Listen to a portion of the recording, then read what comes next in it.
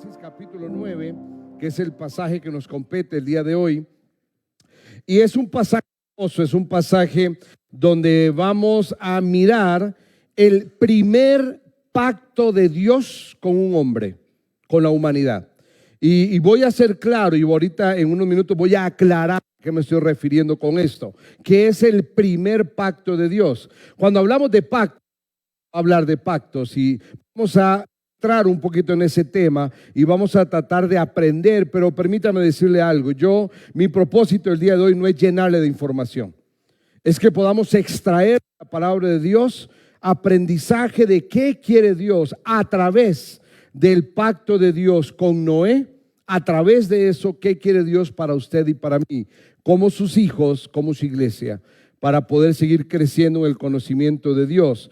Y hoy vamos a llamar a este mensaje, verso 1 al 17, vamos a mirar el pacto de Dios. Es conocido teológicamente pacto noético, así se le llama, y vamos a mirar algunas cosas de este pacto. Pero hay algo que hay que entender del pasaje, y lo vamos a leer, por favor, vaya conmigo, verso 1 al 17. Yo lo voy a leer para usted, por favor, sígalo en la vista conmigo, acompáñeme ahí mirando el pasaje. Si tiene una Biblia física, ábrala porque la vamos a usar. Si tiene un celular, prenda su Biblia. Si la tiene en una tableta, abra su Biblia, donde usted guste. Pero no me gusta poner los pasajes aquí, y le voy a decir por qué, porque quiero que usted lea la Biblia. Por lo menos es mi forma de entenderlo. Me gusta que usted lea la Biblia y que usted pueda tener contacto con la palabra de Dios.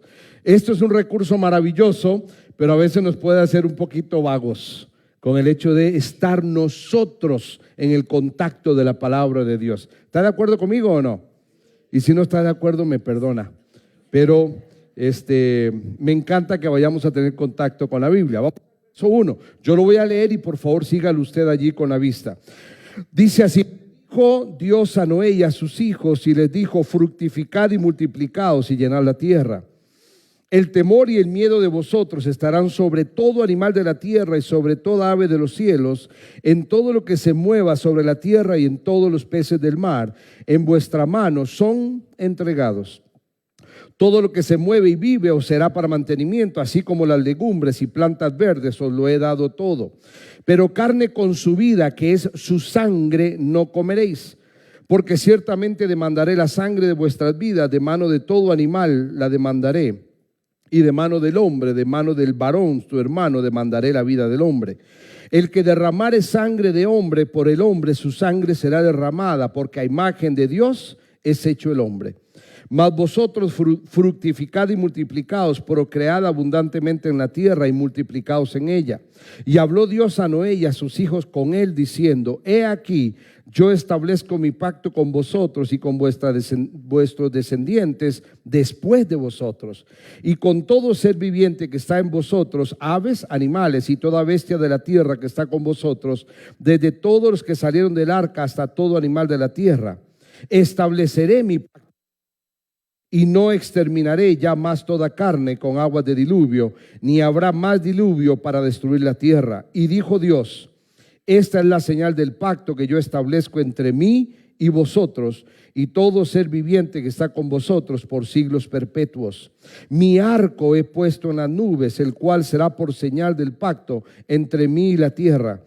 Y sucederá, que cuando haga venir nubes sobre la tierra, se dejará ver entonces mi arco en las nubes, y me acordaré del pacto mío que hay entre mí y vosotros y todo ser viviente de toda carne, y no habrá más diluvio de aguas para destruir toda carne. Estará el arco en las nubes y lo veré, y me acordaré del pacto perpetuo entre Dios y todo ser viviente, con toda carne que hay sobre la tierra. Dijo pues Dios a Noé: esta es la señal del pacto que he establecido entre mí y toda carne que está sobre la tierra. Un pasaje largo, 17 versículos. Si tuviéramos que hacer una exégesis detenida del pasaje, estaríamos hablando por horas. Vamos a tratar de extraer lo más esencial del pasaje, algunos elementos. Y para ello vamos a dividirlo en dos grandes bloques. El primer grande bloque va a ir del capítulo 9, versículo 1 al 7. Y el segundo grande bloque es del 8 al 17. En el primer gran bloque lo que vamos a examinar es cómo Dios bendice a Noé y sus hijos.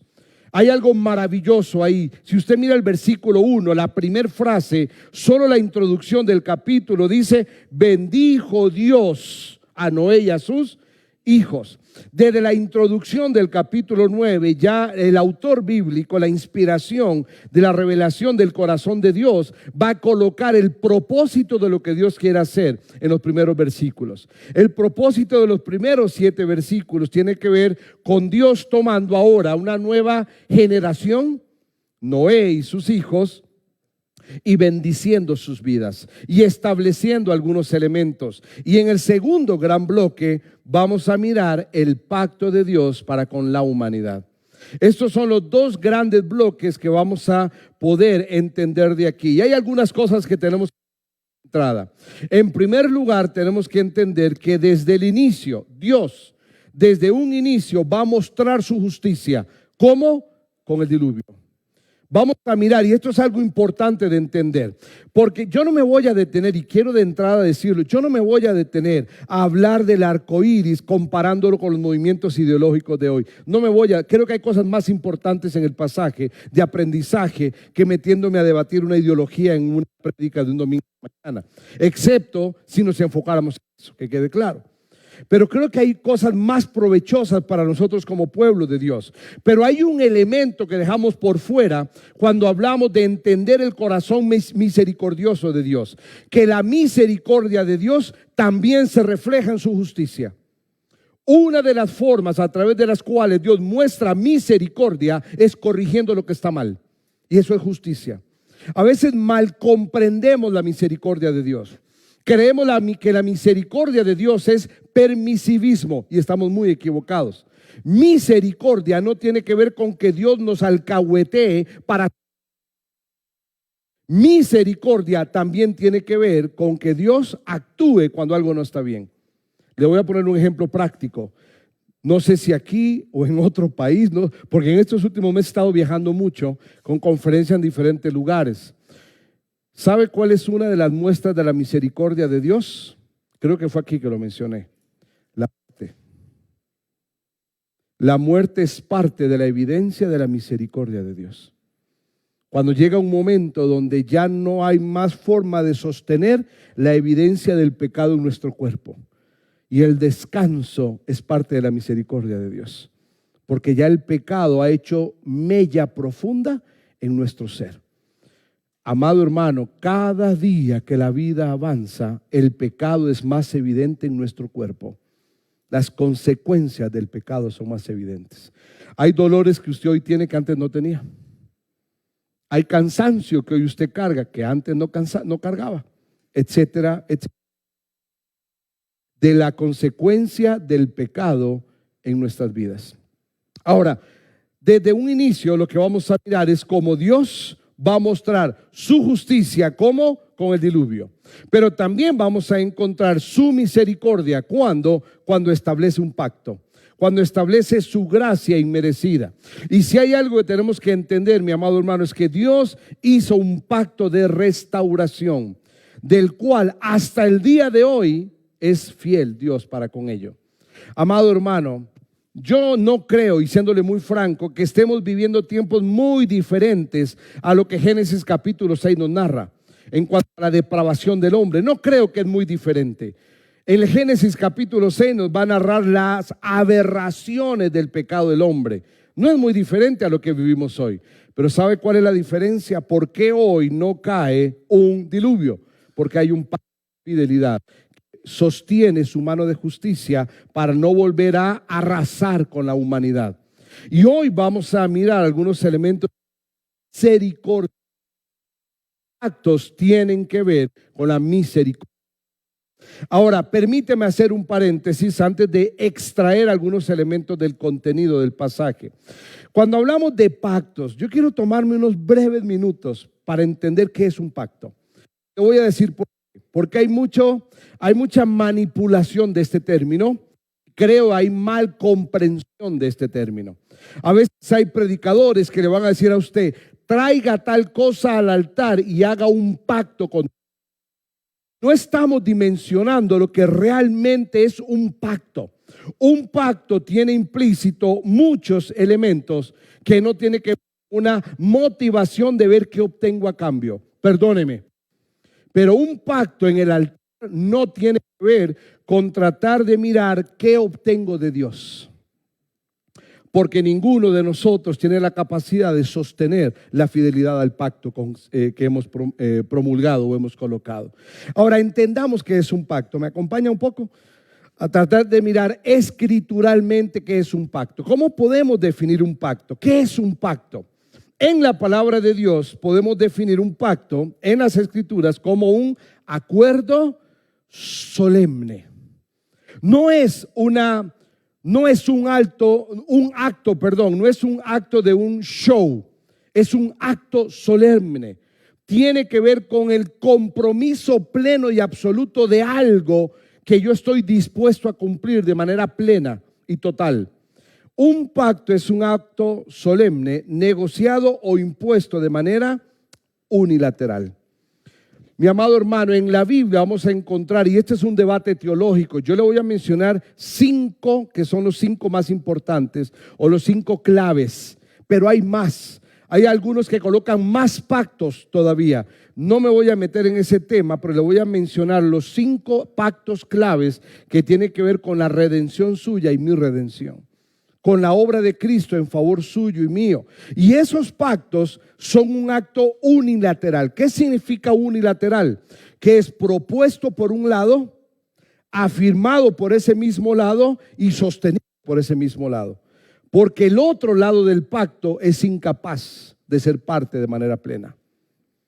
Cuando Dios hace un pacto con sus criaturas, es el único que puede establecer y sostener los términos. Por eso, mi amado hermano, yo no puedo establecer un pacto con Dios. Yo con Él. Yo puedo hacer promesas a Dios. Inclusive Él lo dice, si tú has prometido, no tardes en cumplirlo. Porque Dios no se goza de aquellos que prometen y no cumplen.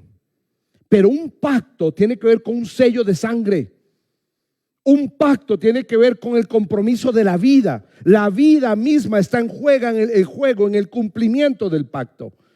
Y es muy importante entender lo que significa un pacto escrituralmente. No lo que oímos a veces en el manejo liviano del término en un púlpito. Cuando hablamos de un pacto, mi hermano, tenemos que hablar que hay 2 tipos de pacto. El primer tipo de pacto es conocido como el pacto condicional. Y el segundo es un pacto incondicional. ¿Cuál es la diferencia entre estos 2 pactos? Es que el pacto condicional, cuando Dios establece un pacto, establece una condición. ¿Cuál es esa condición?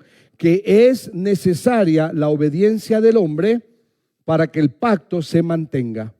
Y ahora vamos a mirar cuál pacto es condicional.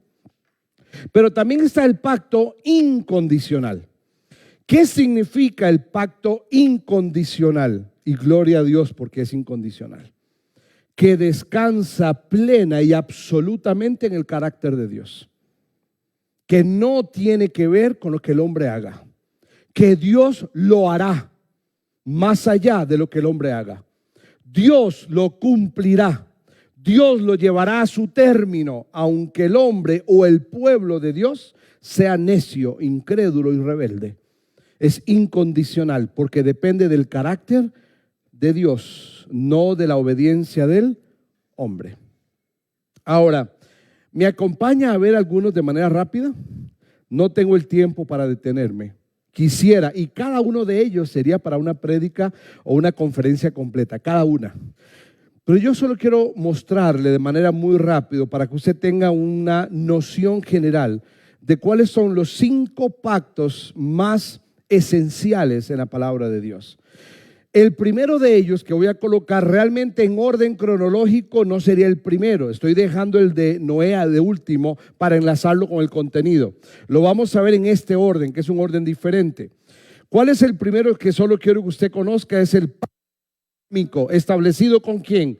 Con Abraham. Este es un pacto incondicional. Lo vamos a encontrar entre los capítulos 12 y 15 de Génesis. Si usted recuerda, la primera parte del pacto que está en el capítulo 12 se conoce como un pacto de parentesco. ¿Por qué se conoce como un pacto de parentesco? Porque Dios le dijo, Jehová le dijo a Abraham que le iba a dar descendencia. Un pacto de parentesco, pero Abraham quebró el pacto y hubo un silencio. Capítulo 13, capítulo 14 hubo un silencio de Dios. ¿Cuándo se retoma el pacto? Capítulo 15. ¿Y se retoma con qué? Con la circuncisión. Génesis capítulo 15. El pacto abrahámico es conocido porque Dios establece para con Abraham ciertos elementos que son parte de esta promesa de parte de Dios. ¿Qué le dijo Dios a Abraham? Le dijo, haré de ti una gran nación, te bendeciré y a través de ti serán benditas todas las naciones, engrandeceré tu nombre, serán benditas en ti todas las familias de la tierra y en su descendencia la nación de Israel, una tierra por heredad. En resumen, por eso les digo, no tengo el tiempo para meterme, porque hay mucho para escarbar, pero solo quiero colocar un elemento para que tengamos un panorama de esto. El pacto abrahámico es el pacto de Dios con Abraham, garantizando a Abraham que de su descendencia Dios establecería una nación que le daría una tierra y desde esta ser de bendición a todas las naciones. ¿Cuál es el siguiente pacto? El pacto con Abraham era incondicional. Dios iba a establecer la nación, aunque Abraham tuviera que pasar por un proceso de aprendizaje en obediencia. ¿Y lo pasó? Sí, sí lo pasó. ¿Dónde estaba el corazón de Abraham finalmente consagrado? Cuando tomó el puñal e iba a sacrificar a su descendiente. Segundo pacto, el pacto mosaico, tiene que ver con Moisés, evidentemente. Ahora, mire qué interesante. Esto lo vamos a encontrar en Éxodo 19 y 20. Pero este pacto se conoce como un pacto condicional, porque tenía que ver con la obediencia de Moisés a la ley que Dios le estaba entregando en sus manos. Este pacto tiene algunas características. En primer lugar, para con la nación de Israel en primer lugar.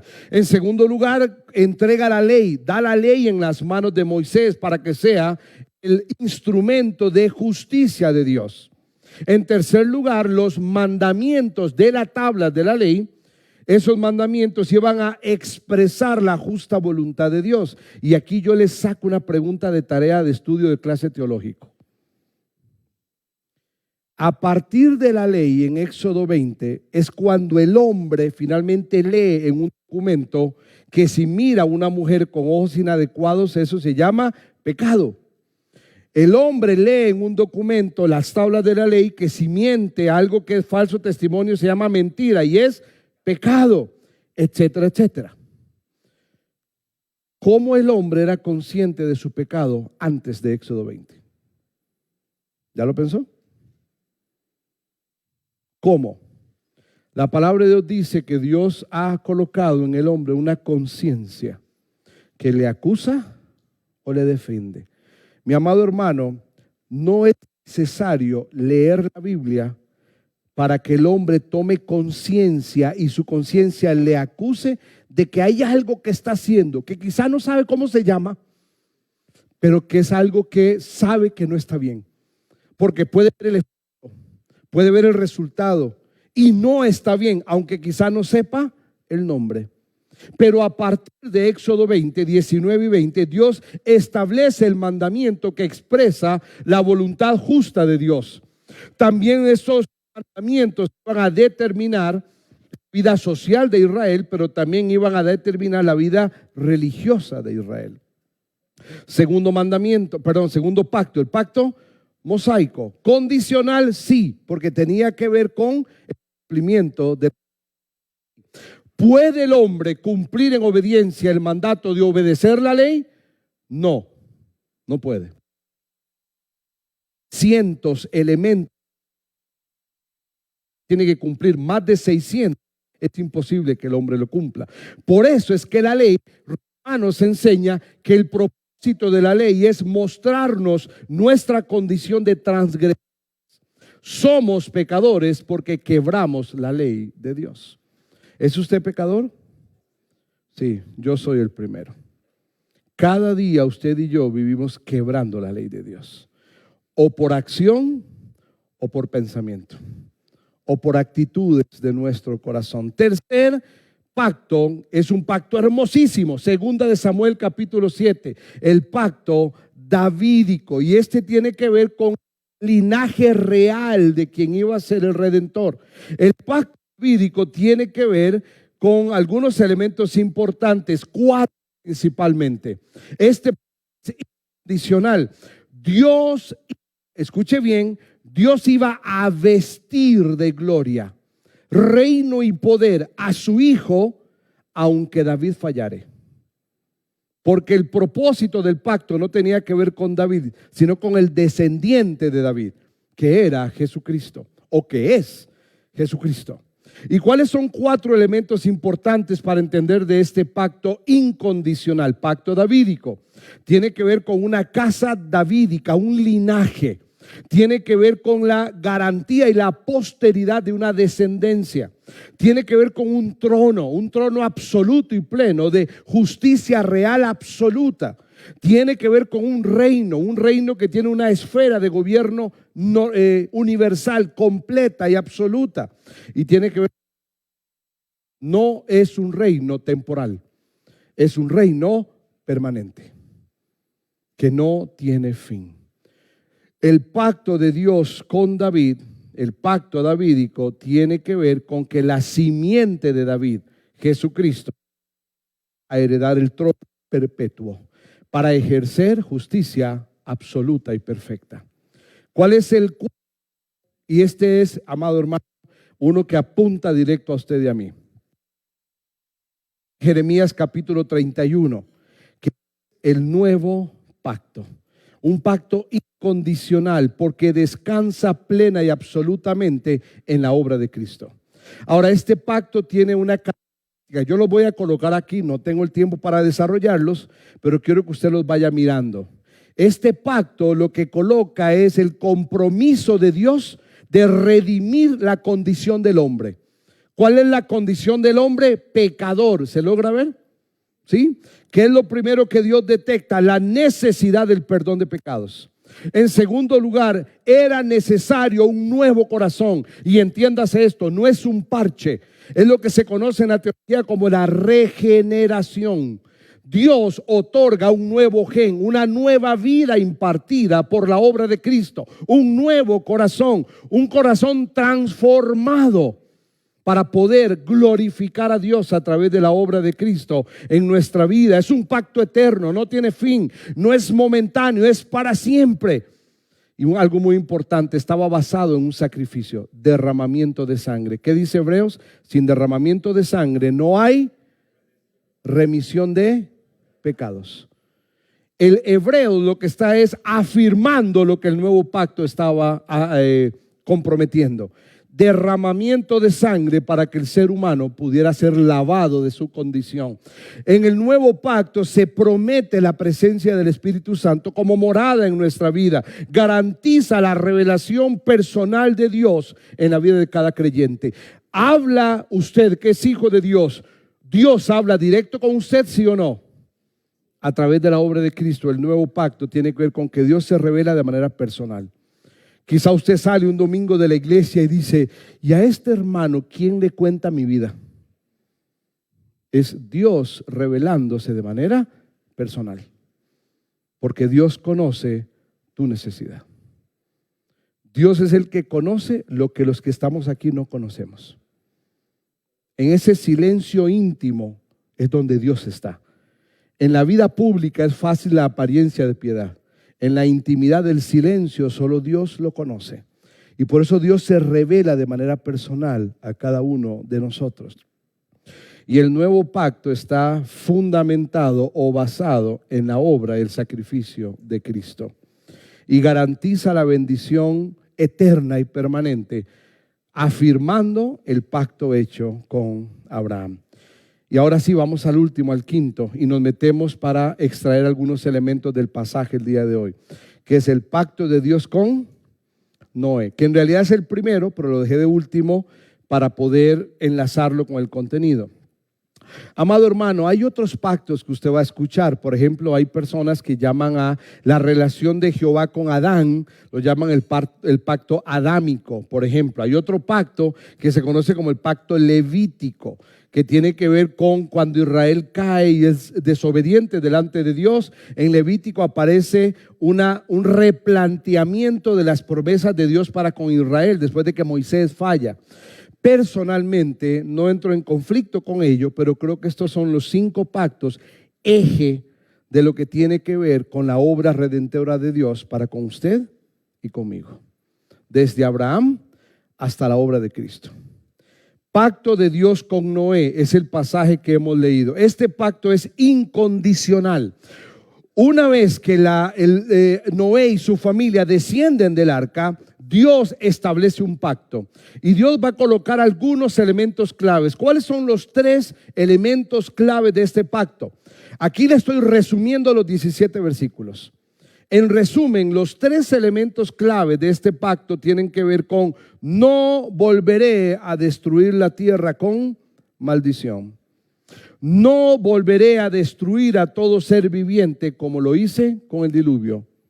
Y en tercer lugar, mientras la tierra permanezca, su ciclo, su patrón, su ritmo, lo que está establecido como eje de naturaleza, se mantendrá hasta que venga la redención final.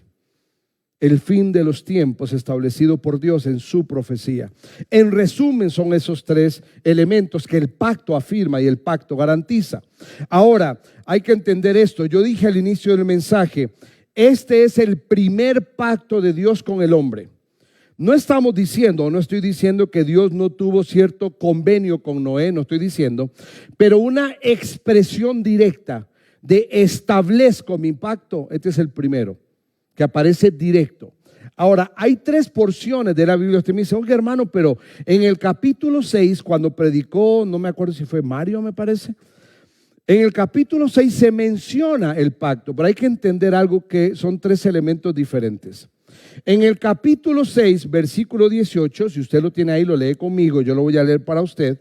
Capítulo 6, versículo 18, lo que tenemos es el anuncio del pacto. Dice el verso 18, mas estableceré. ¿En qué tiempo verbal está eso? Futuro. Mas estableceré mi pacto contigo y entrarás en el arca tú, tus hijos, tu mujer y la mujer de tus hijos. Capítulo 6, verso 18, lo que está haciendo Jehová con Noé es diciéndole, escuche bien, no temas entrar al arca. Eso es lo que le está diciendo Jehová a Noé, no temas entrar al arca. Cuando el proceso termine, nos reencontraremos tú y yo. Y gloria a Dios, porque muchas veces debemos dar pasos de fe y obediencia, no pretendiendo entenderlo todo. Nosotros los seres humanos tenemos la tendencia de querer tener todo controlado.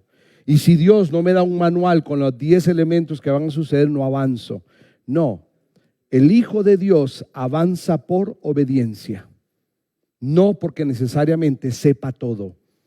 O dígame usted como papá, dígame si hay cosas con nuestros hijos que aunque yo se las explique no las va a entender. ¿Cuándo las va a entender? Un día, o por la experiencia o por la madurez de la vida. Pero en el momento, lo que yo espero de mi hijo es que me obedezca. Mi hijo no entiende que meter un tenedor en un enchufe eléctrico agarrado, descalzo, con los pies a piso, él no entiende que le va a dar una sensación interesante en su cuerpo. Eso no lo entiende. Y por más que yo le diga, mira, la corriente alterna o la corriente directa se maneja así. Hay un autor en el año 1800, él no lo va a entender. Aunque usted se siente, le dé una clase de cómo funciona la electricidad, no lo va a entender.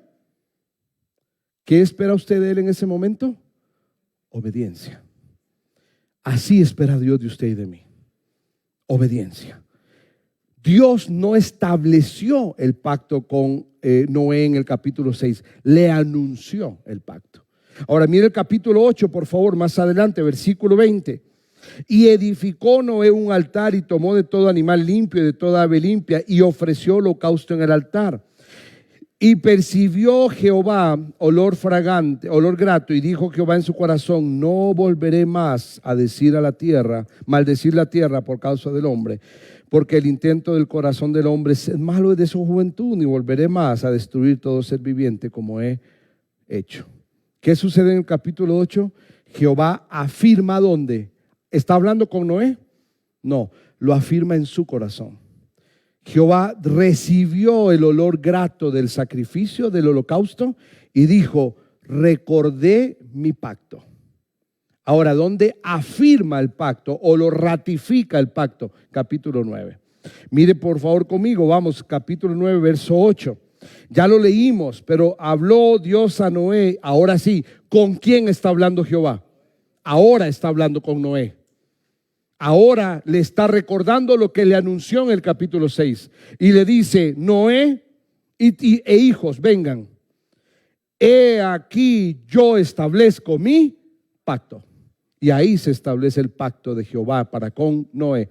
Amado hermano, estamos en presencia del primer pacto en firme, claro y directo de Jehová para con la humanidad.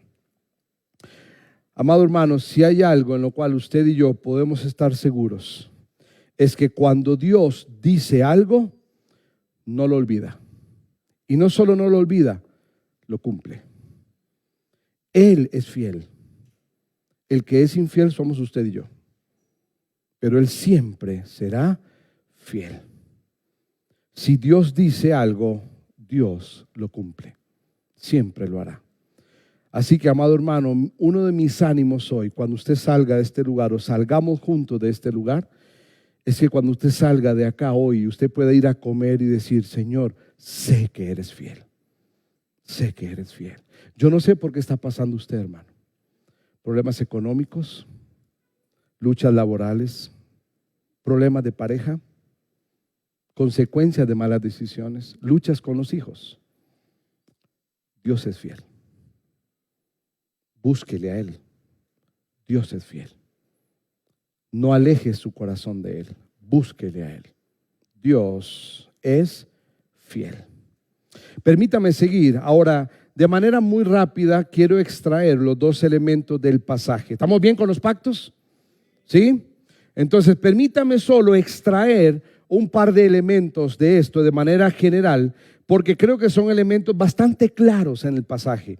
Pero quiero cerrar luego con una aplicación para nuestras vidas. Lo primero que vamos a encontrar en el primer gran bloque, como ya dije antes, es ver cómo Dios va a bendecir a Noé y a sus hijos. ¿De qué forma los va a bendecir? Va a colocar principalmente cinco cosas claves a través de las cuales Dios va a bendecir a Noé y a sus hijos. La primera de ellas es que les va a colocar la autoridad y libertad plena de alimentarse de los animales. Por eso dice: el temor humano estará ahora sobre los animales. Si usted recuerda en el versículo 2, el temor y el miedo de vosotros estarán sobre todo animal de la tierra. Ahora usted dice: ¿y esto qué tiene de importante? Previo al diluvio, y no tengo el tiempo, no es una clase de Génesis, de creacionismo esto hoy. Pero previo al diluvio, la realidad de la convivencia del hombre con el animal era un poco diferente. Después del diluvio, recuerde esto, hay un pequeño detalle que a veces no nos detenemos a analizar. ¿Cuánto tiempo tardó la tierra hasta que las aguas bajaron plenamente en todos sus niveles y la tierra volvió de nuevo a tener el ciclo de proveer alimento? Tomó un tiempo, pero el hombre tiene hambre. ¿O no se ha dado cuenta cuando el hijo tiene hambre? Usted se la aguanta, pero su hijo, y si usted no le da algo, empieza a morderle la mano, ¿no? Y usted empieza a ver que le falta piel, porque empezó a morder, ¿verdad? Hasta que el papá o la mamá le dan algo. Dice: no, toma. Si usted ha visto a alguien con hambre, entenderá que Dios proveyó de manera directa alimento a la necesidad humana en el proceso natural de que la tierra pudiera nuevo ofrecer alimento. La segunda tiene que ver con que el hombre podía comer ahora de todo, incluyendo carne. Tercero, no podía comer carne con su sangre. Y no tengo el tiempo, pero en la ley judía, en la ley hebrea, el judío puede comer de la carne, pero tiene que pasar la carne por un proceso. El proceso tiene que ver con la separación de la sangre del cuerpo. Si el judío, que esto tiene que ver con el establecimiento de lo que iba a ser luego el pacto mosaico, elementos de la ley judía, que lo vemos en el siguiente pacto, el pacto mosaico, establece procedimientos para que el animal tenga primero que ser limpiado y luego consumido. Si alguien comía carne con sangre, eso era considerado como una transgresión a lo que Dios había establecido. Y eso es lo que Dios dice en este pasaje: no podéis comer carne con sangre.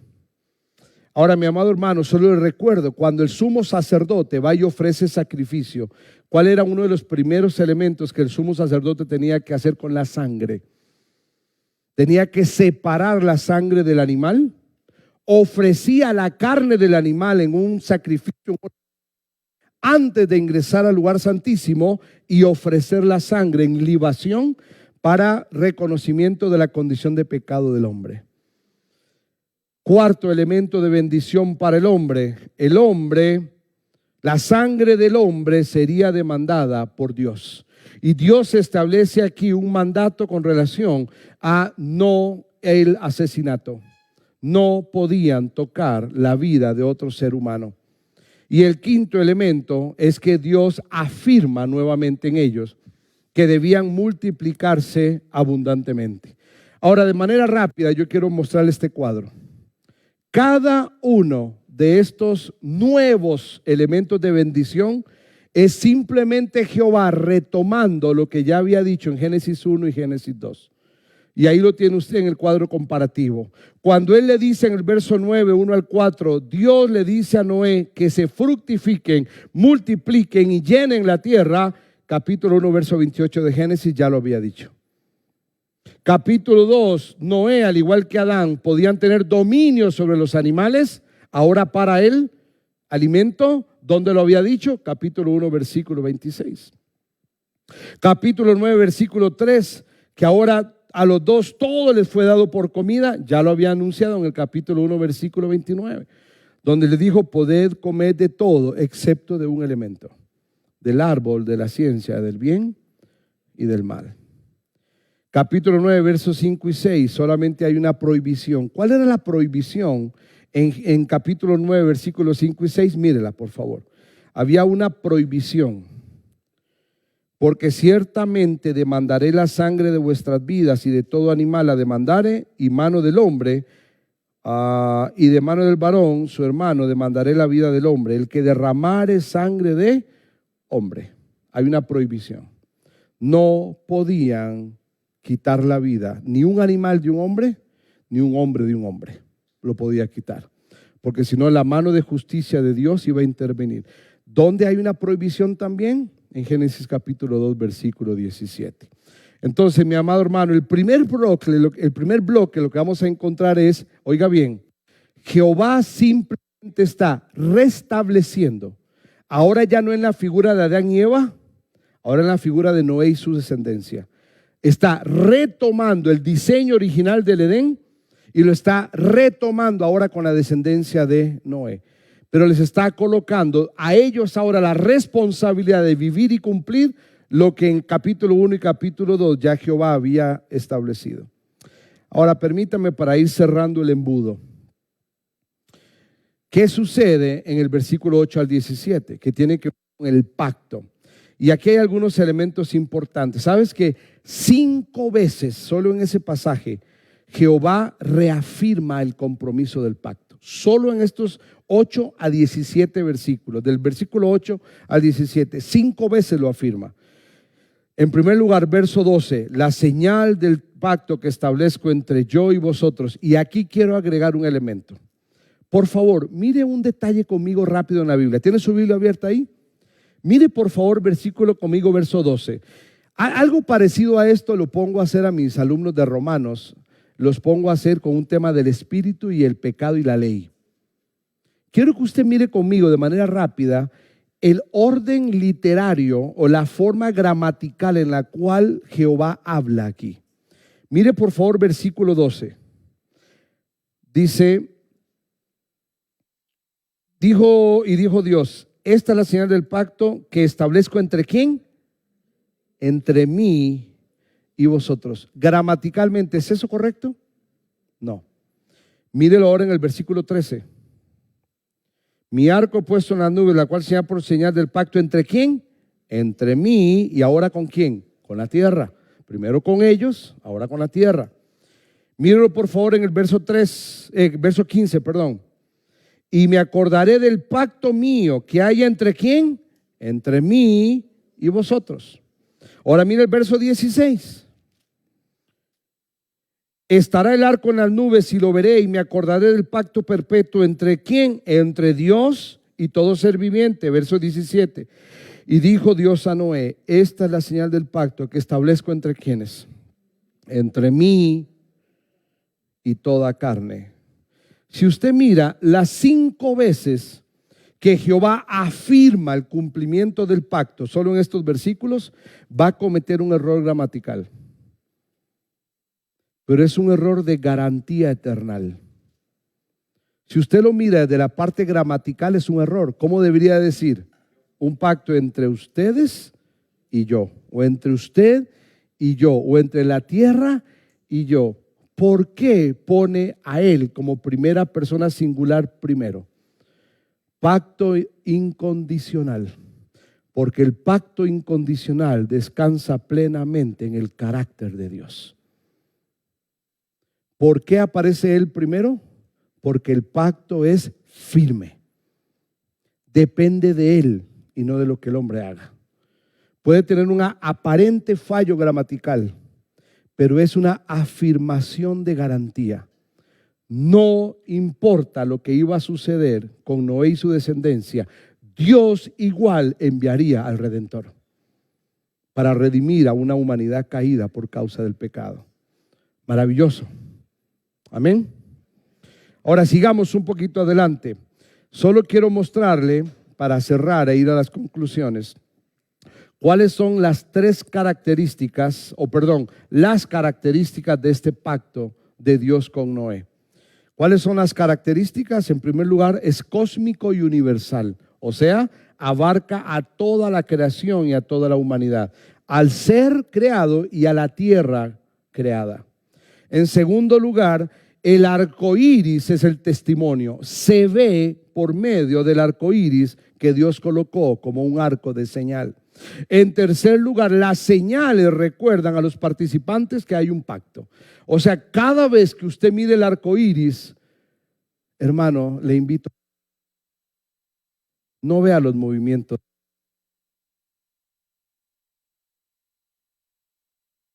El mundo ha tratado de desviar el sentido del arco iris. Es más, le voy a contar, yo creo que usted lo sabe. Yo tuve el privilegio de estar en el Arca de Noé allá en Estados Unidos. Saben que hay el Ministerio de Respuestas en Génesis construyó una arca hermosa, maravillosa, tamaño, todo diseñado tal cual los codos que dice la palabra de Dios. Yo tuve el privilegio de estar ahí con mi familia, fuimos, lo conocimos, caminamos, entramos, estuve en las oficinas con los directores, tuve el privilegio de sentarme a platicar con ellos un rato. Es una obra majestuosa, realmente es maravilloso. Si usted la ha ido, sabe lo que le estoy diciendo, y si no ha ido, vaya, haga el intento de ir. Pero entra uno, están todos los niveles dentro del arca, todo es majestuoso, es maravilloso. Es un diseño extraordinario. Y sabe, hermano, simplemente caminando, ellos hicieron algo hermoso. Y es que una de las puertas, la puerta donde se considera es en el diseño de Dios, la puerta que se abre para que luego bajen del arca. Usted se para y ve la puerta y es madera, usted no nota nada, pero cuando usted lo mira y toma una foto, usted va a distinguir que hay una cruz. No sé cómo lo hicieron, es maravilloso el diseño.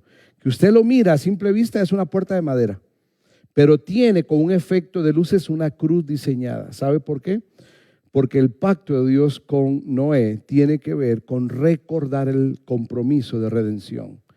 Cuando esta puerta se abrió y Noé salió, tiene que ver con el ejemplo de Dios, de que Dios iba a traer la redención plena y absoluta a una humanidad transgresora e infiel. Tercer elemento clave de este pacto es que cada vez que usted lo vea, recuerde la misericordia de Dios. Pero algo que quiero agregarle del arca: cuando ellos lo inauguraron, cuando hicieron la ceremonia de inauguración, sabe que ellos hicieron una fiesta enorme hace unos años atrás y colocaron los colores del arco iris. Sí, lo colocaron, fue hermoso, y colocaron los colores del arco iris en la celebración de apertura. Me contaba uno de los directores de ahí, que yo tuve la oportunidad de platicar, que empezaron a recibir mensajes de los movimientos ideológicos diciéndole: gracias por acordarse de nosotros. Y ellos venden una playera hermosa que mi esposa se compró una, que en inglés dice Taking Back the Rainbow, recuperando el arco iris. Y ellos respondieron y le dijeron: sí, nos acordamos de ustedes para que Dios redima sus almas, pero la celebración del arco iris no tiene que ver con eso. Tiene que ver con la obra y el pacto de fidelidad de Dios para con la humanidad. Tres elementos más de lo que es el propósito de Dios con el pacto. El arco iris, Dios es omnisciente, se recuerda a sí mismo perpetuamente. Es un recordatorio perpetuo de su garantía. Quinto, el arco iris nos habla de paz, el puente de reconciliación entre un Dios creador y una humanidad traicionera.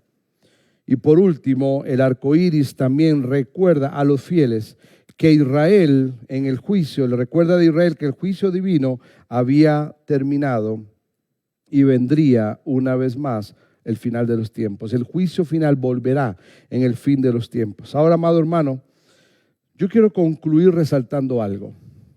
Esto es información y yo espero que hoy usted, si usted ya lo sabía, qué bueno, y si no, se vaya con un poquito más de aprendizaje hoy. Pero como le dije al inicio, mi propósito no es solamente darle información de qué significa cada cosa, sino que usted y yo podamos entender qué hay detrás de cada uno de estos elementos. Y detrás de cada uno de estos elementos del pacto de Dios hay misericordia. Mi amado hermano, cuando uno habla de misericordia, ¿qué es la misericordia? La misericordia es una característica que descansa plenamente en quién es Dios, en su naturaleza y en su esencia. La misericordia tiene que ver con que el hombre pueda experimentar esa misericordia en su vida y Dios pueda, a través de ese acto de experimentación, el pueblo de Dios aprenda a ser misericordioso también. Sabe, mi amado hermano, todos nosotros queremos misericordia de Dios, pero no estamos dispuestos a dar misericordia. ¿Cómo nos cuesta dar misericordia? Si hay algo que está constante en nuestra mente, corazón y labios, es el juicio constante. Estamos siempre juzgando por esto, por lo otro, por aquí, por allá, por lo que usted quiera. El juicio es constante. Es más, le voy a decir algo: ni nos gusta reconocer nuestras faltas. Cuando alguien viene y me marca una falta, no me gusta aceptarla. ¿Cuál es el mecanismo de defensa? Culpar a otro. Pero gloria a Dios que la misericordia de Dios está viva y presente cada día en nuestras vidas. ¿Sabe, mi amado hermano? La misericordia de Dios es lo que está detrás de los pactos. Cada pacto que Dios estableció, y específicamente el que estamos hablando hoy, el pacto de Dios con Noé, es un pacto de misericordia. Le pregunto algo: ¿era Noé mejor que todos los demás que quedaron ahogados en el diluvio? No. Pero Dios tuvo misericordia de Noé y su familia por un acto de obediencia de Noé. Y Noé ingresó en el arca, y gloria a Dios que tenemos, usted y yo nos conocemos hoy gracias a que Noé obedeció. Porque si él no hubiera obedecido, hubiera sido eliminada toda la humanidad de la faz de la tierra. Pero mi amado hermano, yo solo quiero recordarle a usted, para cerrar hoy, 3 pasajes, 4 verdades rápidas de la misericordia. En primer lugar, es eterna, no tiene fin. Y gloria a Dios por ello. Pero la misericordia del Señor es desde la eternidad hasta la eternidad sobre los que le temen. Mi amado hermano, yo le animo de verdad a que usted pueda salir hoy reconociendo la misericordia de Dios. La misericordia de Dios es eterna, no tiene fin. En segundo lugar, la misericordia de Dios se renueva cada mañana. Y gloria a Dios, porque si tuviera fecha de caducidad, usted y yo estaríamos fulminados. Dice la palabra de Dios en Lamentaciones capítulo 3, por la bondad del Señor es que no somos consumidos, porque nunca decaen sus misericordias. Nuevas son cada mañana y grande, dice la palabra de Dios, es su fidelidad. Le pregunto, no tengo el tiempo, pero si me meto a hacer un análisis teológico de esta expresión, esta palabra fidelidad no tiene que ver con usted ni conmigo. Tiene que ver con Él mismo. ¿Sabe por qué su misericordia es nueva cada mañana? Porque Él es fiel a la promesa establecida que descansa en su propio carácter. Y por eso usted y yo recibimos misericordia cada día. Porque Dios es fiel a su promesa para con usted y para conmigo. En tercer lugar, la misericordia no está condicionada a nuestro comportamiento. Gloria a Dios por eso. Dice Jeremías capítulo 3 versículo 12, ve al norte y proclama este mensaje, vuélvete apóstata Israel, no te miraré con ira, afirma el Señor, no te guardaré rencor para siempre, porque soy misericordioso. Y gloria a Dios, porque esta misericordia detiene los ojos de ira de Dios, de cuando yo soy transgresor delante de Él. Sigue diciendo Nehemías capítulo 9, se negaron a escucharte, no se acordaron de tus maravillas. Fue tanta la terquedad y rebeldía que hasta se nombraron un jefe para que los volviera a regresar a la esclavitud de Egipto. Pero tú no los abandonaste, porque eres Dios perdonador, clemente, compasivo, lento para la ira y grande en amor. ¿Se da cuenta? Aun cuando el pueblo es terco,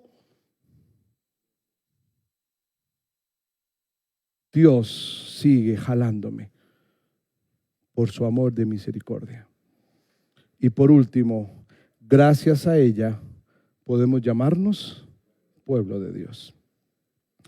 Primera de Pedro 2, 9 y 10, pero ustedes son linaje escogido, real sacerdocio, nación santa, pueblo perteneciente a Dios, para que se proclamen las maravillas de Dios, no para que estemos sentados en una banca, es para proclamar las maravillas de Dios, de aquel que nos llamó de las tinieblas a la luz admirable. Ustedes que ni siquiera antes eran pueblo, pero ahora son pueblo de Dios. Antes no conocían ni habían recibido la misericordia, pero ahora la han recibido. Mi amado hermano, gloria a Dios por su misericordia en nuestra vida. ¿Sabe qué hay detrás del pacto de Noé? Misericordia. ¿Lo merecíamos? No.